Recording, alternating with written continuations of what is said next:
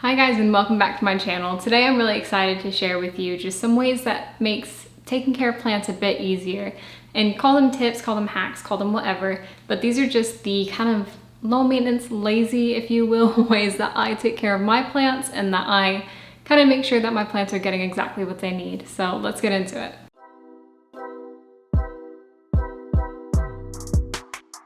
The first one is for watering, and I know a lot of people say just use your finger, and if it's like to a knuckle, if it's dry, water or whatever.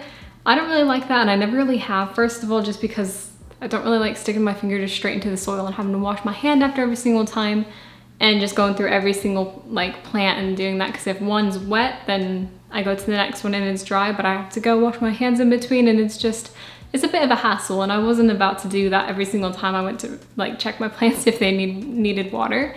So the way that I found worked best for me was actually using toothpicks, or you could also use wooden chopsticks for those bigger plants. And let me show you exactly how to do that.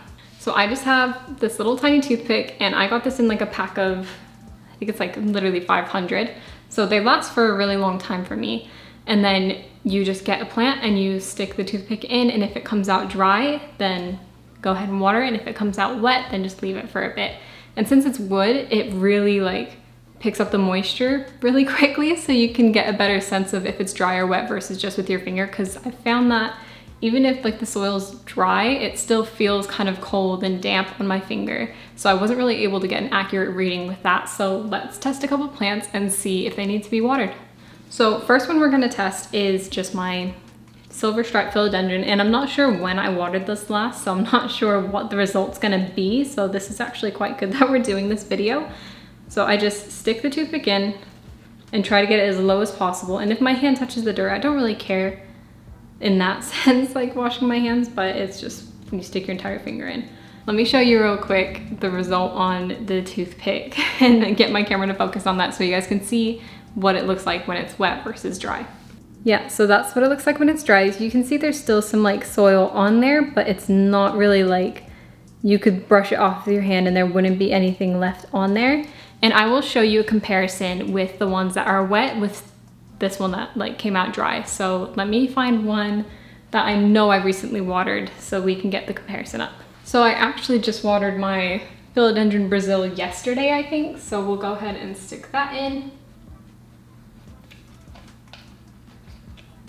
Take it out. And then, yeah, I mean, of course it's gonna be wet because I just did it, but that is the toothpick when it's wet. You can see it's a lot darker. There's a lot more stuff just hanging on. And I even tapped it a couple times on the pot to make sure that it was coming off and there was no dirt there. So that is very different than the other one. And let me go show you a side by side so you can see exactly what I'm talking about. So there you go, there's the two. And you can see there's just such bigger chunks on the one that's wet versus the one that's dry. And after you've been using this technique for a while, you can totally tell straight away if it needs water versus not. So on the dry one, sometimes I've had it where the majority of the pot is dry, because remember, this entire toothpick went in and there's only a little bit of dirt on the end. So that means that the very bottom might have been a little bit wet, but not really. So sometimes, when it says a plant wants to dry out completely before you water it, if the bottom half of the toothpick comes out wet like this one did, that means they'll touch it. Don't water it, don't worry about it. But it's when it comes out completely dry, there's nothing left on it, that you should water it. And that's kind of what I do with all my plants. It doesn't really matter if it's oh, this plant prefers to stay a little bit wet, this one wants to dry out all the way. I always do this test, and if it comes out dry like that left one did, then I always water it. So I don't really vary my watering schedules that much in that sense. This next tip I use for vining plants, and specifically vining plants that have a small vine. So I wouldn't probably do it with my Brazil or my pothos just because they have a bit thicker of a vine. But my string of hearts especially, I use bobby pins to stick some of the vines into the soil so it might root. I haven't done this with the intention of rooting the vines. I've kind of just done it to hold it in place. And let me show you my string of hearts real quick and I'll talk you through that a bit more. Okay, so on my string of hearts, it's all quite full at the top here, so I'm not really trying to wrap any vines around. But over here on this side, I have some vines that are sticking up a bit, and I can see some roots coming out of that node that seem like they kind of want to root down in the soil a little bit. And let me see if I can get close enough to show you that actually. So over here, I have some roots coming out of that node right there. They're just little tiny nubs right now, but they will root if I put them in soil or in water, but I'm not about to chop off that big long vine. So what I'm gonna do is add a bobby pin to see if I can get it to stick in there and get it to root. And even if it doesn't, it's not the end of the world because it's not gonna kill the plant, just because it's a very gentle way of getting them in there.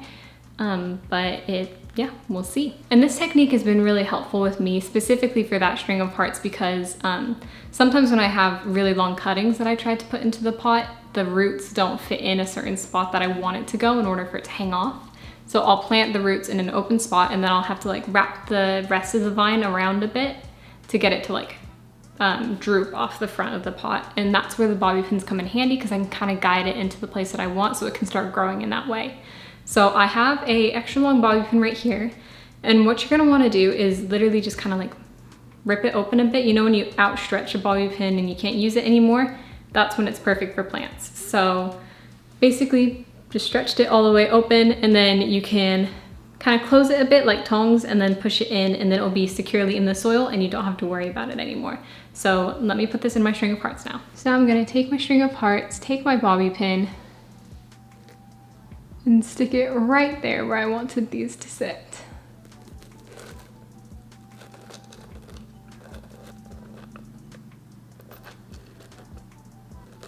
And you just push it down right there, and now my string of hearts is secure in there and the nodes are closer to the soil, so then it can get more moisture from that soil and be a bit happier. So yeah, that's just an easy way to tack down some of your vines that you have that maybe you want to root or that are just a bit unruly and you want them to sit in the same place. I've done this with a string of turtles and my string of hearts so far. I don't really have any other vines that have like the small stems to them, so I haven't had the chance to do them with any others, but I know they work for those too, and they've worked really well for me. One word of caution for that one though, you don't want to press it completely like flush with the soil, just because that's unnecessary and there's a chance you're going to damage the stem with the metal bobby pin. It's really just to kind of keep it from going up more. So you just want to create a bit of a roof so the stem is still kind of like free flowing in between that space between the soil and the bobby pin, but you don't want it flush up against it because that can really cause some problems for you. Now the next, once again, it's not necessarily hacks, but just tips that I have and things that I suggest everybody do is use cache pots instead of planting your plants directly into the pots. Because first of all, it's kind of hard to always find pots with drainage, which your plant needs drainage if it's gonna survive. And then also sometimes the material of the pot just doesn't dry out quick enough, and then it can end up like drowning the plant because it stays wet for too long. So I have this rabbit's foot maranta just in its nursery pot still, and then a cache pot, and there's no drainage in this. Yeah, there's no drainage in this pot. If I can just put him in there, and then that way he's happy and he can just sit in there whenever, and it will still dry out the soil quick enough because he's just in his plastic nursery pot. And if I get sick of the way this looks, I can interchange him with any of the other pots that I have. So it's just an easy way to, like, especially if you like decorating with your plants, to not commit to just one certain look. And yeah, it's just super easy to find pots that fit as well. So that's one that I've done since day one basically, and I don't think I would ever go back to planting directly into pots, and I don't know, I just can't commit that much to one look. So I like being able to interchange the pots to kind of get a different, I hate the word vibe, but vibe for every single room. And this actually leads into my next point, which is if you have a cache pot that's too big, and one of my friends actually taught me this one, so it's a recent thing that I've kind of implemented. But if you have a cache pot that is too big, you can put plastic bags in the bottom. You know, the plastic bags that you get from the grocery store. Like if you don't bring your reusable ones, you have to get plastic bags, and then if you can't recycle them, you can actually reuse them for anything, obviously. But I found a way to reuse them is to put them in the bottom of my pots to kind of like add some height. So my plants can kind of fit a bit better in them. And this has been especially helpful with my bigger plants that I have in cache pots. That way they don't, the pots don't become flush against the ceramic pots that I have them in, because that would trap too much moisture in there and then that would cause some problems for my plants. But putting some plastic bags in the bottom creates a bit of height, so then the plant isn't sitting so flush against the side. And I think I have some examples of this, but let me just check and then I'll show you if I do. The best example that I have of this is actually my Birkin that I repotted into this 6-inch pot just a few days ago. He was in a 4-inch before, so he was like had a bunch of space in his cash pot. But as you can probably see, the cash pot and the nursery pot are very like, they're flush up against each other. Like it looks like the Birkin's planted directly into this ceramic pot, but there is like the tiniest gap in between the pot and the plastic pot. So the ceramic pot and the plastic pot have the tiniest gap in between them. And that's because if I take this out, it's because I have some Target bags in the bottom, and it's not very glamorous to look at, obviously, but it's much, much better than rotting my plant and like killing it. So having those sit in there together just like makes it so I can still do my cash pot method and not have the plant sit in there, but then also the pot fits the plant just so much better because it's not drowning in there with all that trapped moisture. And then my last like tip, or more of a suggestion on this one, is not only just to wipe off your leaves, but kind of the way to do it. I know that I used to just use water on a paper towel or rag and wipe my leaves off that way. But I found that you can kind of like do a little bit of pest control while you wipe off your leaves if you just add a little bit of dish soap to your water that you use to wipe off your leaves. And not enough that it's like soapy on the rag, because you don't want your rag to be sopping wet anyways when you wash your leaves, otherwise it's gonna leave a lot of like water residue behind.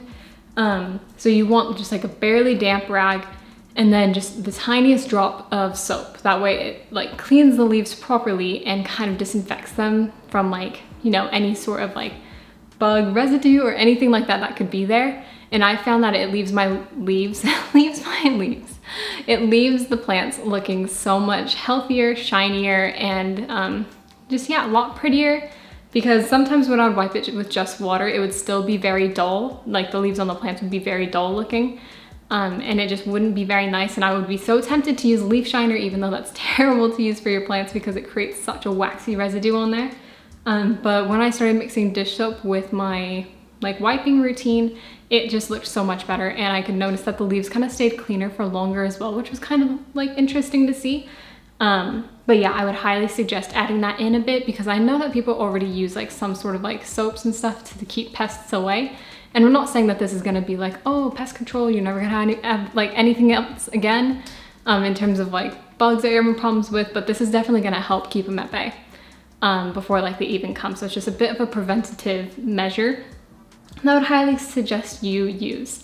But that is all the tips that I have for you today. I hope you found these helpful, and please give the video a like if you did. And comment your thoughts down below. I hope these work for you, and I hope you enjoyed this video. Thanks for watching. See you later.